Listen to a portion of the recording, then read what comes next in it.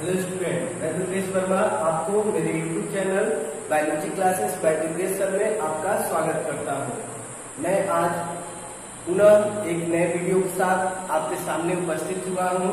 मैं आशा करता हूं कि अभी तक जितने भी वीडियो मैंने बनाया है उसमें जो भी टॉपिक आपको बताया है वो क्लियरली आपको समझ में आया होगा। ओके, मैं इसी आशा के साथ नेक्स्ट वीडियो अपलोड कर रहा हूं और इसमें जो हम लोग आज डिस्कस करेंगे, हम लोग का जो टॉपिक होगा वो होगा pollen grain, structure, function and also the study about the second part, female reproductive part gynoecium. तो ये सब हम आज डिस्कस करेंगे। इसको डिस्कस करने से पहले मैं आपसे रिक्वेस्ट कर रहा हूं कि अगर मेरे वीडियो आपको अच्छे लग रहे हैं, उसमें जो भी टॉपिक मैं आपसे डिस्कस कर रहा हूँ क्लियरली आपको समझ में आ रहा है, तो मेरे वीडियो को लाइक, शेयर और सब्सक्राइब करना न भूलें। इसी आशा के साथ मैं आज का टॉपिक स्टार्ट करने जा रहा हूँ, जिस टॉपिक का नेम है pollen grain. Okay, pollen grain. What is pollen grain? Firstly, pollen grain is male gametophyte. Pollen grain is male gametophyte. Pollen grain form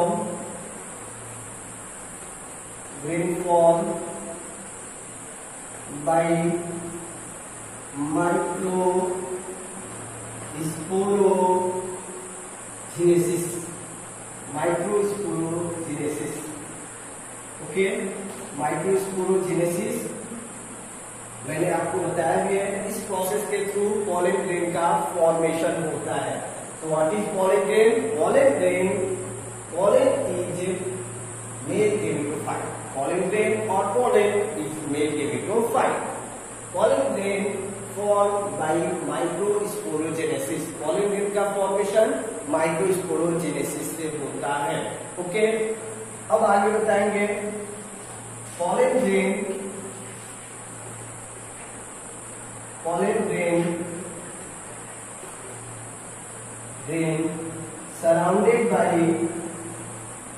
surrounded by two layered.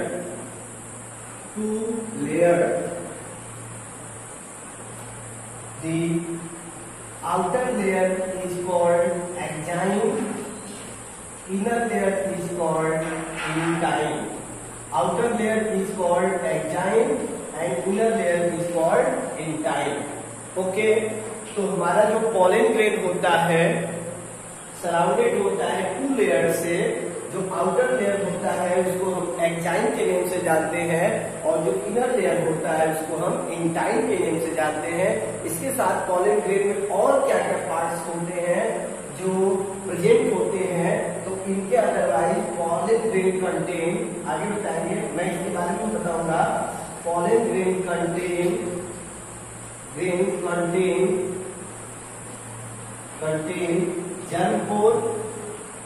germ pore and plasma membrane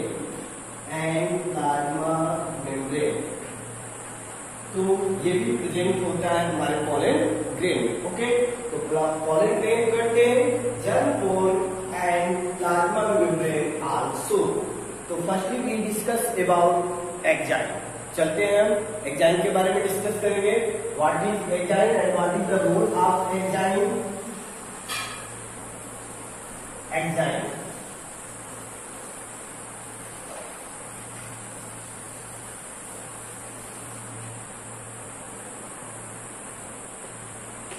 it is, इसकी आप बताएंगे, it is outer layer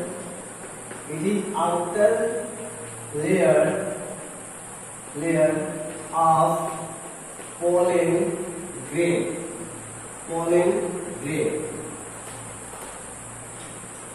It is hard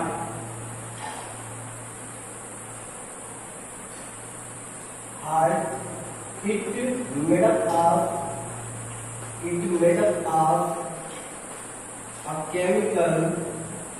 chemical important है बेटा ये chemical sporopollenin. It is hard. ये hard होता है और hard होने के साथ it is made up of a chemical sporopollenin. This chemical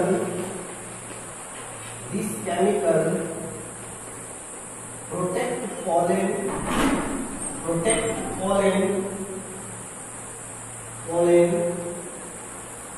from high temperature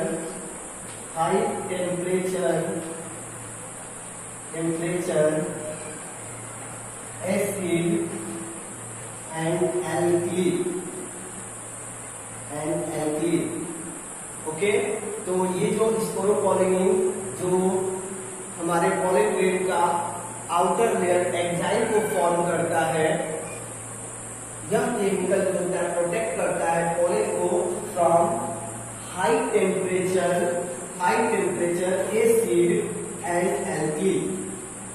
इसके साथ आप याद रखना no enzyme is degrade to sporopollenin.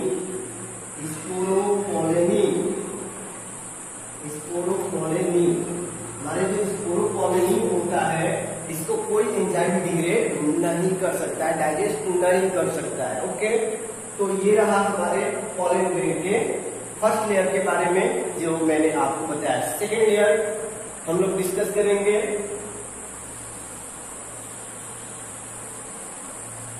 और सेकेंड लेयर अभी मैंने आपको बताया था, second layer is intine. तो we discuss about in time.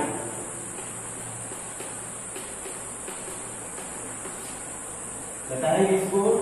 It is inner layer, it is inner layer,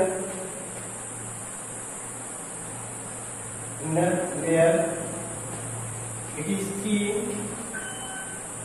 thin and soft.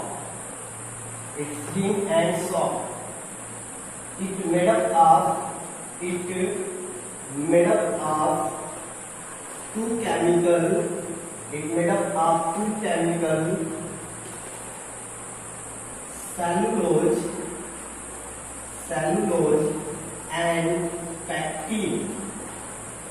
cellulose and pectin. तो आप बताओगे जो इनर लेयर होता है वो आपका इन टाइम होता है. It is thin and soft, और ये थिन और सॉफ्ट होता है. इसके साथ it made up of two chemical, one is cellulose and second is pectin. Okay बेटा, क्लियर हो गया. अब इसके बाद we discuss about two other part. First is germ pore. अब हम लोग जर्म पोर के बारे में डिस्कस करेंगे. जर्म पोर आप बता सकते हो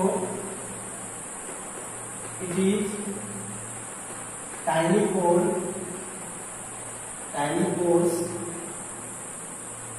which found at the exine layer of pollen. It present at those places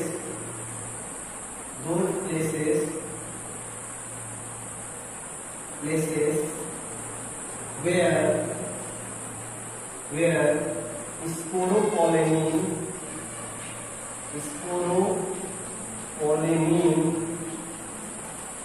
is absent. is absent. Through this pore,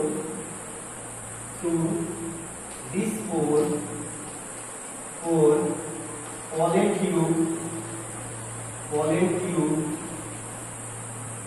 come out.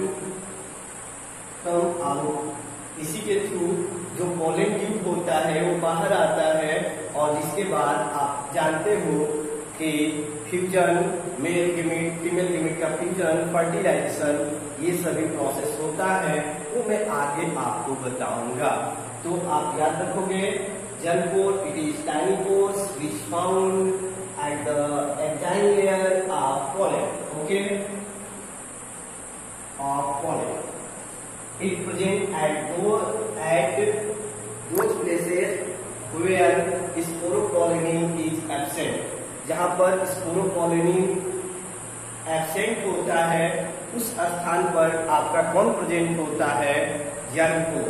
Okay, और ये जर्म पोर जो होता है, इसी के थ्रू पोलन ट्यूब जो होता है वो आउट होता है पोलन से। Okay, clear. अब इसके बाद हम लोग डिस्कस करेंगे सेकेंड मैच्योर पोलन के बारे में। अभी तक जो हमने बताया वो आपका इमेच्योर पोलन था। अब इसके बाद हम लोग जो डिस्कस करेंगे वो होगा हम लोग का मैच्योर पोलन। और मैच्योर पोलन जो होता है उसके बारे में अब हम लोग डिस्कस करने जा रहे हैं। कैसे आप जानोगे कि मैच्योर पोलन है? Mature pollen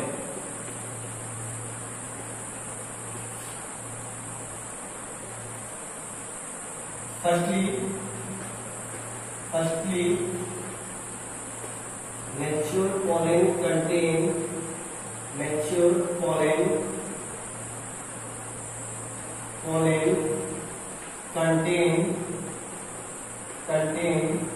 two cells.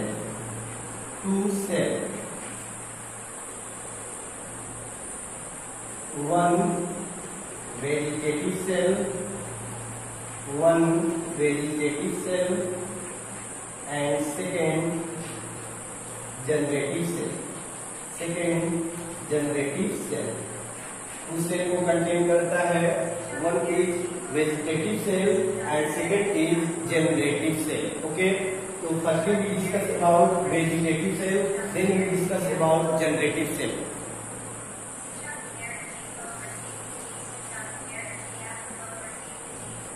तो आप वेजिटेटिव सेल के बारे में बताओगे। It is bigger, it contain large irregular nucleus. It contain dense,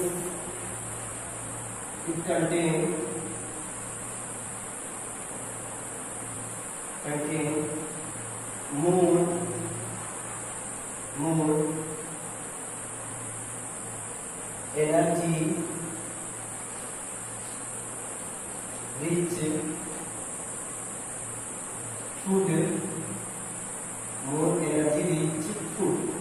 okay, तो आप बताओगे इट इज बिगर, यह बिगर होता है। It contain large irregular nucleus, और इसके पास लार्ज इरेगुलर न्यूक्लियस होता है, और ये कंटेन करता है मोर एनर्जी रिच फूड को। ओके, ये आपका होता है vegetative cell, and it help in development of male gametes. जब मेल गेमेट्स का डेवलपमेंट होता है, मेल गेमेट का फॉर्मेशन होता है, तो उस टाइम कौन हेल्प करता है फूड प्रोवाइड करने का? तो प्रोवाइड करने में तो वो होगा आपका वेजिटेटिव सेल। इसके बाद सेकेंड सेल के बारे में हम डिस्कस करेंगे। अभी मैंने आपको बताया था जनरेटिव सेल। ओके, तो we discuss about generative cell. Generative cell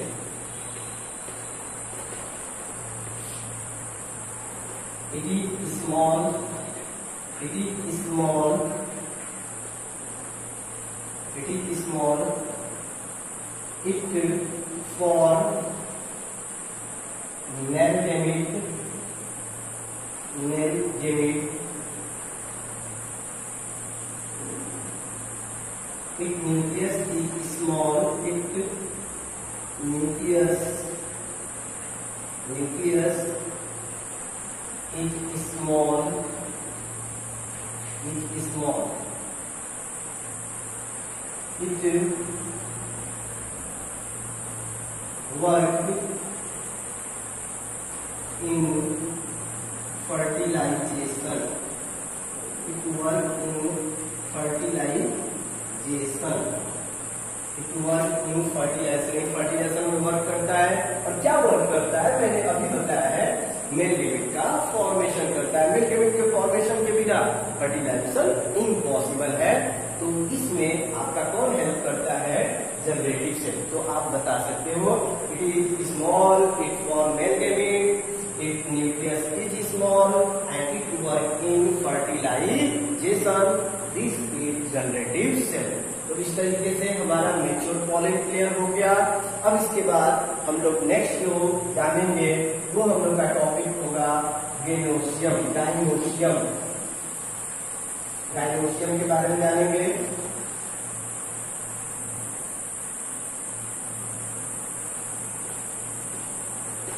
gynoecium, और आप बता सकते हो it is female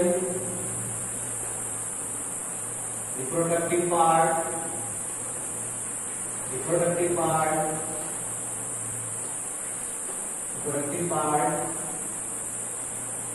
of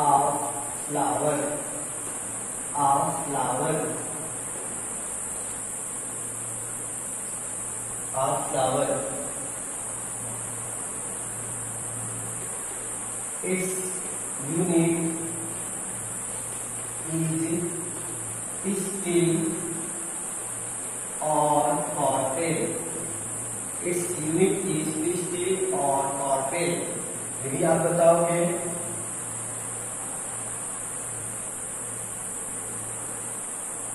in a flower one carpel is present, called monocarpellary.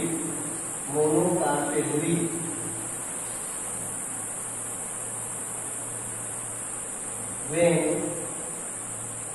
more than one carpel present,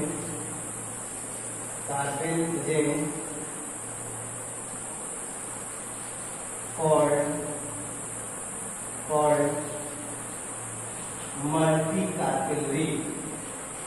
multicarpellary.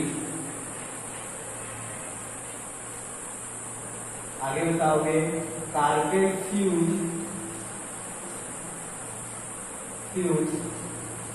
called syncarpus.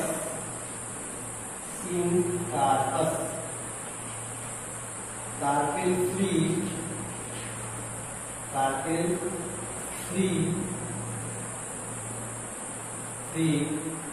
called